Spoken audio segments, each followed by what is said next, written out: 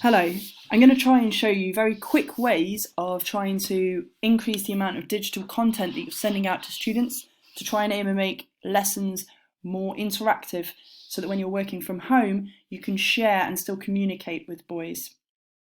To get started, first thing I'm going to show you is how to insert media into your PowerPoint files.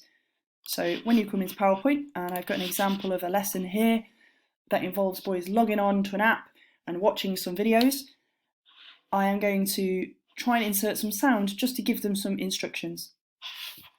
I'm going to click Insert, and here you will either see a drop down that says Media, and then when you click on it you get the option for video and audio, or if you can see, I'm running on a Mac, so I see video and audio as separate files that I can insert.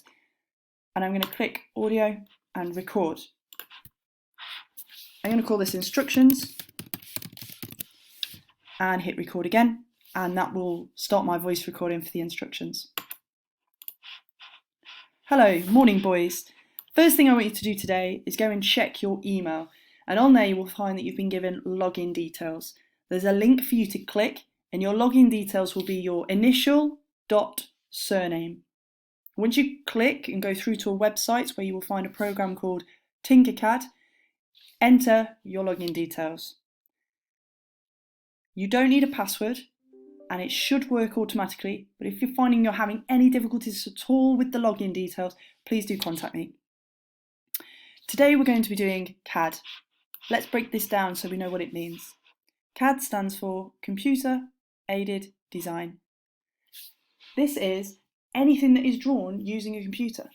And the program that we're using, Tinker, is actually a virtual program that sits on the cloud, so you can draw objects and I can see them in real time. If you look below, we're going to start with quite a boring and basic object, but it's so that we can learn the majority of shapes. I'm going to have circles at either ends of the spanner. We're going to have to create a hole as a ring, a handle made from a rectangle, and a polygon which will create the jaw, or the mouth of the jaw. All of these objects layered together will give us all of the basic skills that we need to be able to create our tool and allow us to draw other objects, such as next week when we're going to be creating a car. Any problems at all with watching these videos, please email me and let me know. Any problems with logging in, I'm right here. Just send me an email. Good luck. Can't wait to see what you achieve. I click Insert and you can see I now have my instructions sitting here. I can delete, I can move, I can make them more clear, and in fact what I would do is maybe just move this down slightly so that it's more obvious.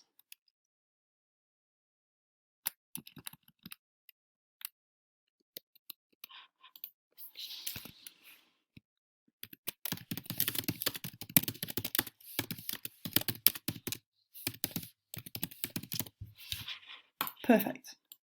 Now the boys know when they come in that they have an introduction from me and they have other work that they can access. Good luck.